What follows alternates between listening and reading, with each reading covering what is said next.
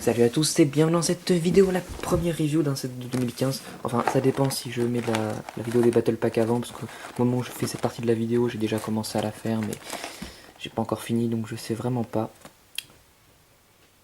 75 086 Battle Droid Troupe Carrière. Alors, sur la boîte, déjà, on peut voir, donc 2015, le casque de Rebels. Donc les personnages, on a toujours la petite échelle ici, donc échelle à taille réelle, mais ils sont un petit peu inclinés, avec un effet de bleu qui ressort de derrière. Donc ils étaient déjà inclinés sur le dessus, il me semble, avec un effet de bleu, ça c'est nouveau.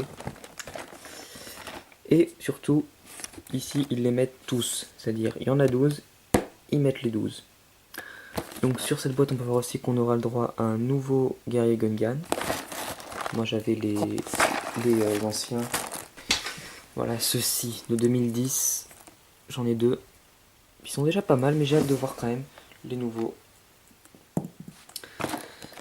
Qu'est-ce qu'on a après? Sinon, le reste c'est assez similaire aux années précédentes. Mais on a bien sûr en plus le logo Disney. Eh oui. Bon, je sais que ça a embêté certaines personnes, mais moi, je m'en fous complètement. Alors, qu'est-ce qu'il y a à l'intérieur? Bon, jusqu'à là, c'est normal. Alors, on a 2, 1, 4 et 3, ouais. 3 sachets. Voilà. On n'a pas de séparateur de briques. Non, de toute façon, si on avait un, il serait dans le premier sachet. Voilà, notice qui n'a pas l'air super longue. Ben, je vais construire tout ça et puis tout de suite. On va maintenant passer à la présentation. Donc, on va commencer par les personnages, un seul. Bon, je considère pas les droïdes de combat comme des personnages. De toute façon, il y en a énormément. Il y en a 14, je crois, si on compte les pilotes. Ouais, c'est ça, 12 et 2. Nouvelle version des Gungan, donc la dernière précédente datée de 2010. On a le bouclier et la lance qui sont les mêmes, mais le Gungan en lui-même est différent. Par comparaison, voici la version différente. Donc on voit, bon, au niveau de la tête c'est la même chose. Le torse est complètement différent, il est beaucoup plus détaillé, hein. La nouvelle version c'est celle de gauche. Les mains aussi sont différentes. Au niveau, enfin, au niveau de la tête complète, rien n'a changé puisque devant et derrière c'est pareil. Le dos par contre a été modifié aussi, mais ça sert un peu à rien étant donné que c'est recouvert par les oreilles. Le véhicule est juste sublime, mais vraiment extrêmement détaillé. Au début je voulais faire une comparaison avec celui-là, donc la version de 2010 qui était vendue dans le set Battle of Naboo, mais c'est juste pas possible. Regardez, je le mets côte à côte, ils sont pas comparables. Donc on a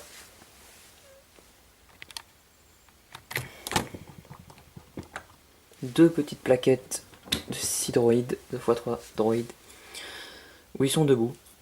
Donc déjà ça lui donne un aspect plus réaliste par rapport au film, enfin je crois.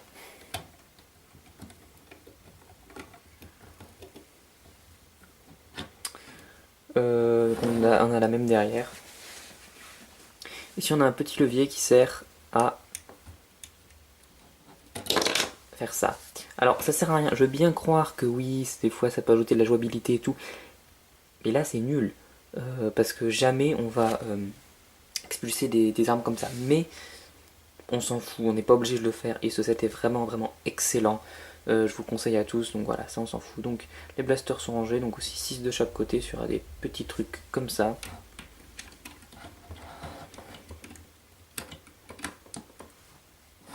À l'avant on a donc deux droïdes pilotes, qui sont les mêmes, ils n'ont pas du tout été modifiés. Alors tout autour on a vraiment des détails et que ça quasiment. Voilà, il n'y a aucun sticker sur ce set et aucune pièce imprimée, donc en fait aucun dessin si on peut appeler ça comme ça, mais on s'en passe largement quand on voit vraiment la magnificence de tout ce détail-là. Les créateurs Lego sont comportés comme des moqueurs en fait. Ça, ce set c'est comme un mock. Bon, qui en fait n'est pas un mock puisque c'est pas moi qui l'ai créé, mais c'est à peu près la même chose. Un point aussi très appréciable, c'est qu'il est sur des roues. Alors ça peut vous sembler tout con, mais voilà, il a 4 roues. Et ça lui permet en fait d'être surélevé par rapport au sol et niveau jouabilité. Même si moi ça me concerne pas trop la jouabilité, bon pour les enfants c'est mieux.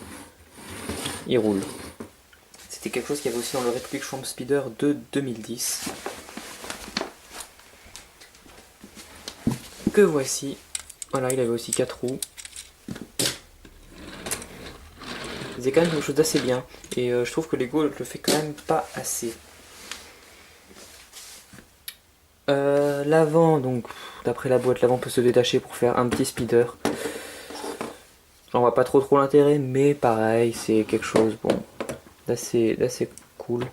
Ce set est excellent. Donc on a déjà 12 droïdes de combat à l'intérieur. Ce set il coûte 50 € et je trouve que c'est un prix largement raisonnable par rapport à ce que a pu nous sortir Lego. Celui-là il coûtait 30 € à sa sortie. Et ils nous vendent aussi le Haïti 30 €, ce qui est complètement n'importe quoi. Là donc pour 50 € vous avez 12 droïdes de combat. Ce véhicule qui est beau, vraiment beau. Enfin beau, c'est discutable, mais par rapport au film et par rapport aux autres véhicules de Star Wars sur ton Lego, il est beau. Pour les collectionneurs, un nouveau guerrier Gungan, vraiment sublime. Donc ce set, je vous le conseille à tous.